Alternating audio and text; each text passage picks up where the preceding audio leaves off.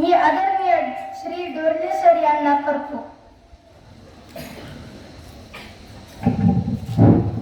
बालमित्रांनो, आज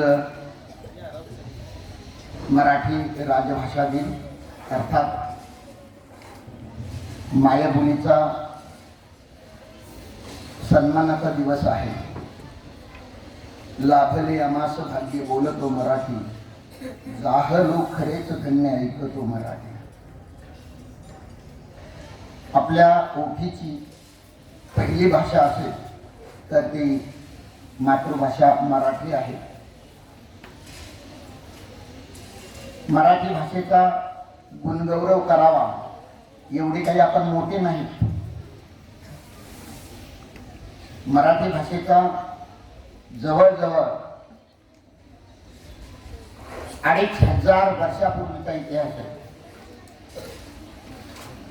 आणि हा इतिहास कदाचित त्याच्याही पाठीमागे जात असेल, परंतु पुरावे जिथून सापडतात तिथूनचा हा इतिहास जवळजवळ 2500 वर्षापूर्वीचा आहे.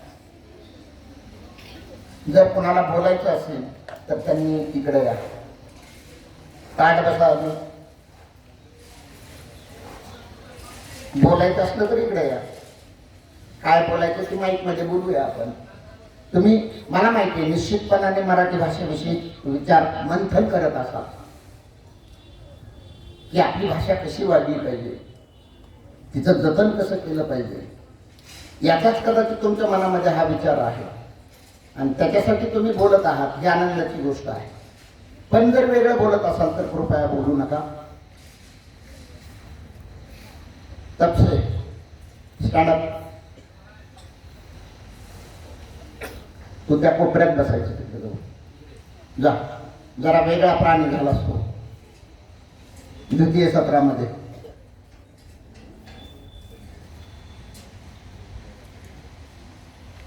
या मायबोलीचं खरंच किती महत्व आहे.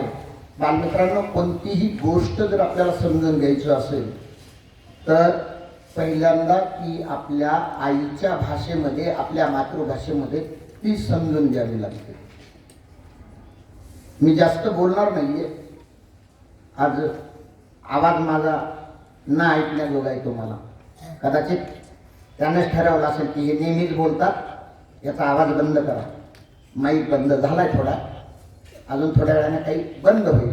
त्याच्या अगोदर मी उरकून घेतो की देशभरामध्ये जवळजवळ आज 10 कोटी 10 लाख लोकांची भाषा आहे मराठी भाषा.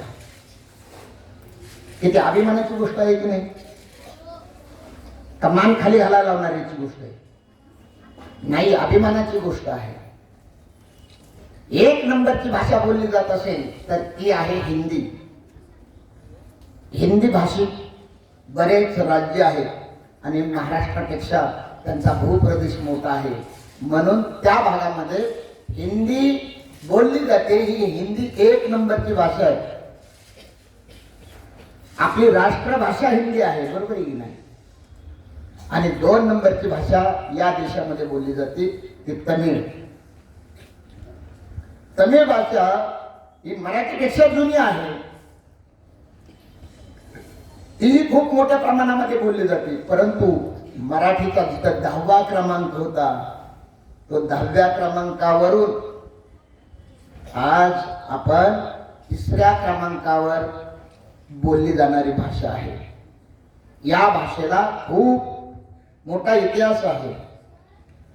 लक्षात घ्या की अभिजात भाषेचा दर्जा जर एखाद्या भाषेला मिळायचा असेल तर ती भाषा अतिशय प्राचीन असावी लागते. त्या भाषेला स्वतंत्र लिपी असावी लागते. मराठी भाषेला स्वतंत्र लिपी आहे की नाही? प्रत्येक उच्चार लिहिता येतो की नाही आपल्याला? अनुस्वाराचा उच्चार देण्यासाठी चिन्ह आहे का? आहे. प्रत्येक आवाज, त्या आवाजाला चिन्ह स्वरूपात मांडण्यासाठी ती भाषा सक्षम असावी लागते. म्हणून मराठी भाषा ही, मराठी भाषेला अभिजात भाषेचा दर्जा मिळालेला आहे. आज भारत देशामध्ये एकूण 11 भाषांना अभिजात भाषेचा दर्जा मिळालेला आहे.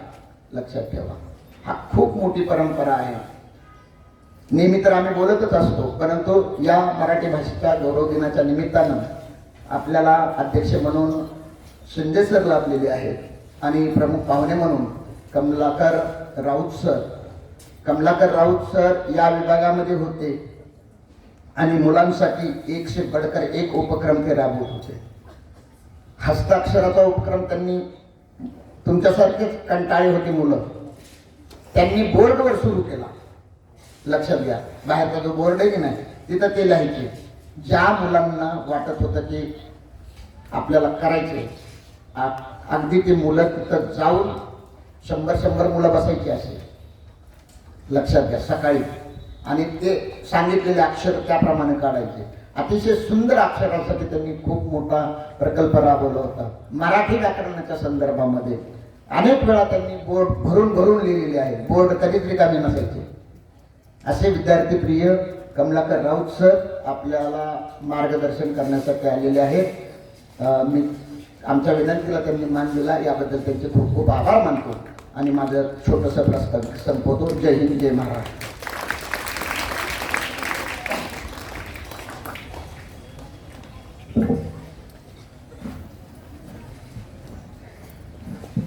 धन्यवाद सर. यानंतर मान्यवरांचे स्वागत करूया. आजच्या कार्यक्रमाचे अध्यक्ष आदरणीय श्री S.B. शिंदे सर यांचे स्वागत करण्याची विनंती मी श्री डोरले सर यांना करतो.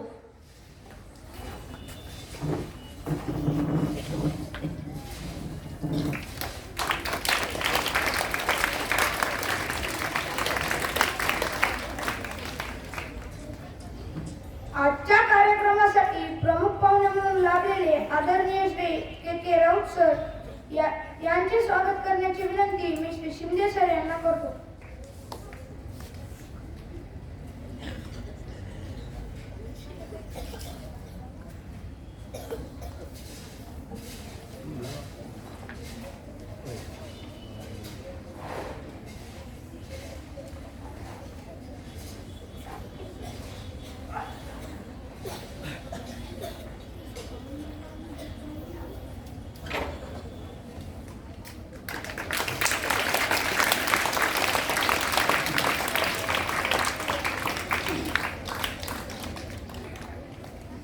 पुनश्च सर्व मान्यवरांचे हार्दिक हार्दिक स्वागत.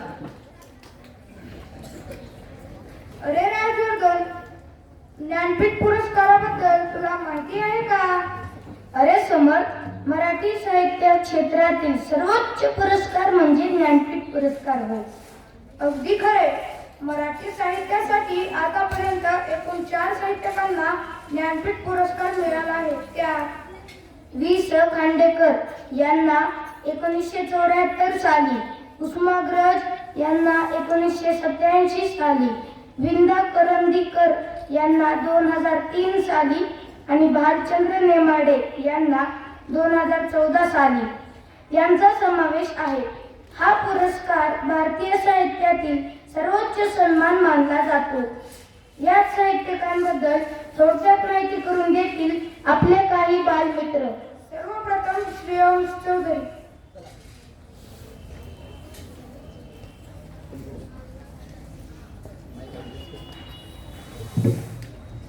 नमस्कार विद्यार्थी मित्रांनो, माझे नाव श्रेयांश चौधरी.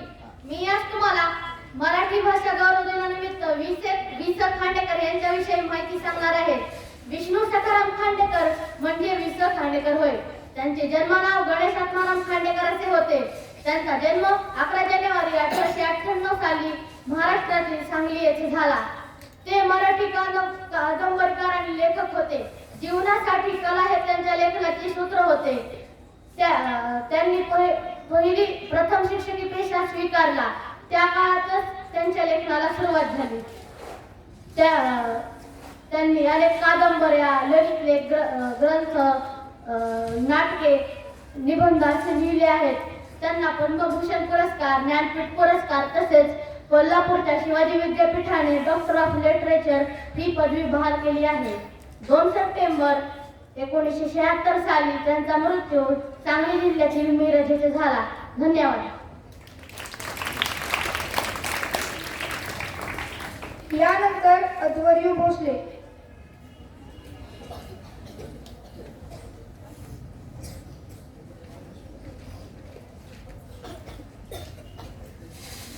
नमस्कार बालमित्रांनो, माझे नाव आजवरी प्रवीणराव भोसले आहे.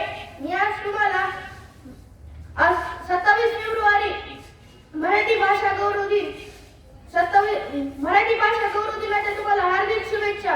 मी आज तुम्हाला विंदा करंदीकर यांच्यावर काही वाक्य बोलणार आहे. मित्रांनो, विंदा करंदीकर यांचे पूर्ण नाव गोविंद विनायक करंदीकर. त्यांचा जन्म 23 ऑगस्ट 1918 रोजी झाला. विंदा करंदीकर यांना तिसरा ज्ञानपीठ पुरस्कार 2003 मध्ये मिळाला होता. विंदा करंदीकर यांचा मृत्यू 14 मार्च 2010 मध्ये झाला. तर मित्रांनो, मी तुम्हाला एक विंदा करंदीकर यांची बालकविता सादर करून दाखवणार आहे. पंढरपूरच्या वेशी बाहेर एक आहे छोटी शाळा. पंढरपूरच्या वेशी बाहेर एक आहे छोटी शाळा. सर्व मुले आहेत गोरी, एक मुलगा कुट्ट काळा. सर्व मुले आहेत गोरी, एक मुलगा कुट्ट काळा. दंगा करतो, मस्ती करतो, खोड्या कांड्यात आहे अट्टल. दंगा करतो, मस्ती करतो, खोड्या कांड्यात आहे अट्टल. मास्तर म्हणतात काय करणार, मास्तर काय म्हणतात काय करणार, न जाणो असे विठ्ठल. मित्रांनो, मी तुम्हाला अजून एक कविता म्हणून दाखवणार आहे. देणाऱ्याने देत जावे, घेणाऱ्याने घेत जावे.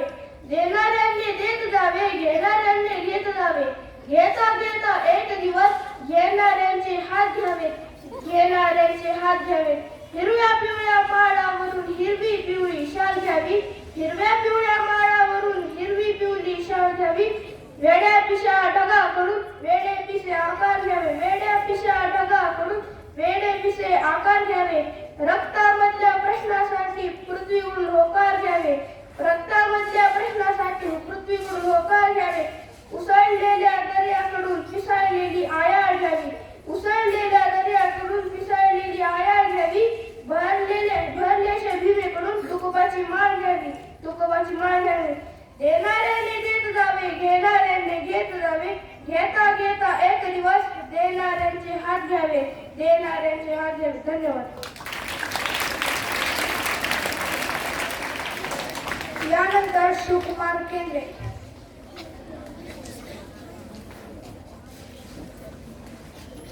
नमस्कार बालमित्रांनो, माझे नाव शिवकुमार राहुल केंद्रे.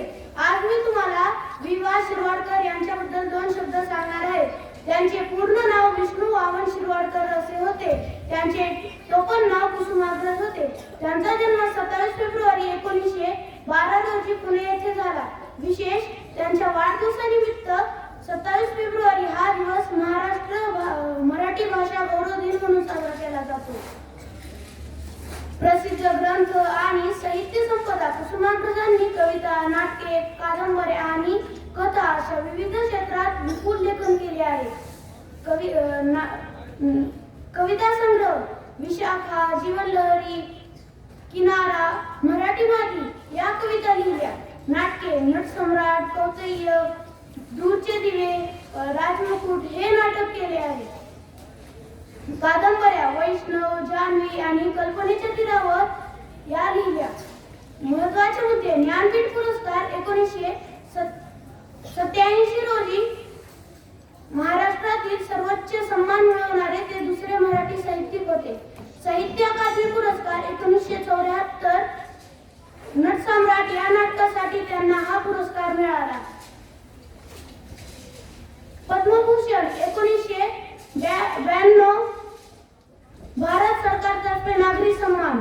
साहित्याची वैशिष्ट्ये त्यांच्या लेखनातून स्वातंत्र्य, न्याय, समाजहिताची भावना प्रकर्षाने जाणवते.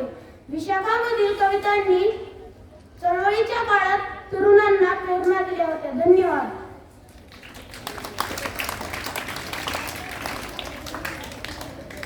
यानंतर आपल्या समोर येत आहे प्रज्वल डोरले. नमस्कार, माझे नाव प्रज्वल सदाशिव डोरले आहे. मी आज तुम्हाला मराठी गौरव दिनानिमित्त बालचंद्र नेमाडे यांच्याविषयी माहिती सांगणार आहे. बालचंद्र नेमाडे यांचे पूर्ण नाव बालचंद्र वनाजी नेमाडे आहे. त्यांचा जन्म 27 मे 1938 रोजी महाराष्ट्रातील खानदेशातील सांगवी येथे झाला. त्यांच्या वडिलांचे नाव वनाजी नेमाडे आहे. त्यांना लहानपणापासूनच भाषेची व साहित्याची आवड होती.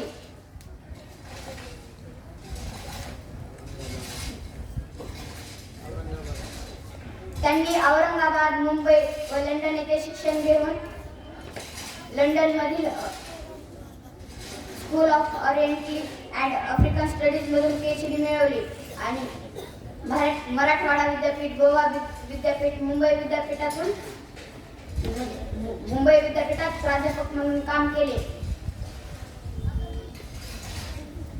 आणि पुढच्या पिढीसाठी साहित्याची प्रेरणा दिली.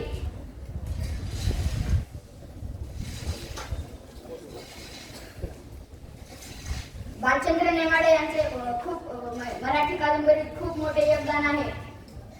त्यांची पहिली कादंबरी कोसला ही मराठी कादंबरीतील एक मैलाचा दगड मानली जाते. त्या कादंबरीत पांडुरंग सांगवीकर यांच्या जीवनातील संघर्ष, त्यांच्या ग्रामीण शहरातील जीवन आणि वैयक्तिक शोध यांचे संवेदनशील चित्रण केले आहे. धन्यवाद.